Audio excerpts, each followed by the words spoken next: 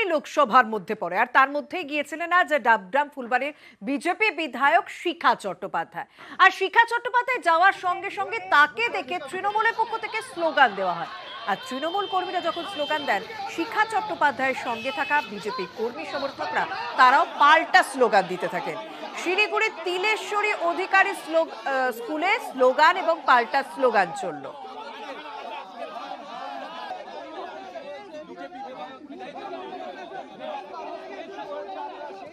আর অন্যদিকে আমরা তার আগেই দেখেছিলাম ডাবগ্রাম ফুলবাড়ির বিধায়ককে 33 নম্বর ওয়ার্ডে আটকানো হয়েছিল এবং সেখানে তাকে বাধা দেওয়া হয় যে তিনি তার এলাকায় ঘুরতে পারবেন না, এরকম বলে তাকে বাধা দেওয়া হয়।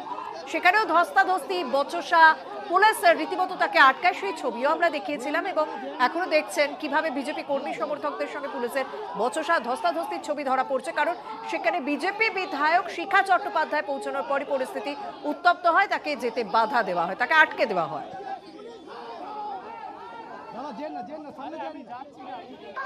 আমাকে এসিপি ফোন করে বললেন, আপনি কিন্তু ম্যাডাম এরকম ভাবে ঘুরতে পারবেন না, আপনার বুথেই আপনাকে থাকতে হবে। এরকম তো কোনো আইন নেই।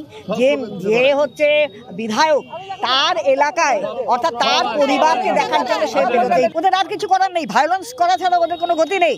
এখানে ভায়োলেন্স করে যাতে ভোটটা যাতে না হয়, লিড যেন গৌতম দেবের থাকে, মমতা ব্যানার্জিকে দেখাতে হবে। তো তাই ভায়োলেন্স করে ওই টিয়ার গ্যাস ম্যাস ফাটিয়ে যদি সবাইকে সরিয়ে দিতে পারে, মানুষ ভোট দিতে আসবে না।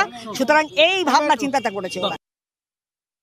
ওনার কিন্তু বিধায়িকা হিসাবে আলাদা কোনো স্ট্যাটাস নেই, এটা উনি বুঝতে পারছেন না। প্রায় 2 ঘন্টা 2.5 ঘন্টা জটলা করছেন, বিজেপি 20-25 জনকে নিয়ে সেই জটলার মধ্যে উনি বসে আছেন এবং সেখান থেকে তিনি প্রেস বাইট করছেন। আমরা নির্বাচন কমিশনকে কমপ্লেন করছি। এবার ইলেকশন কমিশন দেখবেন, ওনার কিছু বলার থাকলে ইলেকশন কমিশনকে বলুন। ওনার চিতপুরে চলে যাওয়া উচিত, ওখানে যাত্রায় অভিনয় করা উচিত, কলতলা ঝগড়া পিসিমন।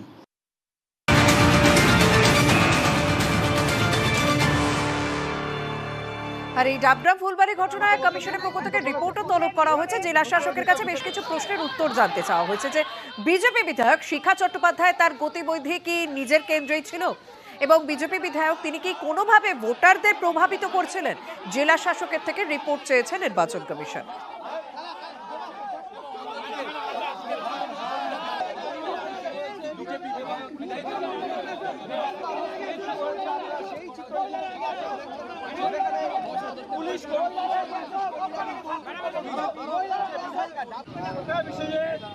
আর এই ঘটনার পরে তিলেশ্বরী অধিকারী স্কুলে পৌঁছে গিয়েছিলেন শিখা চট্টোপাধ্যায়। তখনই বিজেপি বিধায়ককে দেখে তৃণমূল কংগ্রেসের পক্ষ থেকে স্লোগান, পাল্টা স্লোগান সব চলল।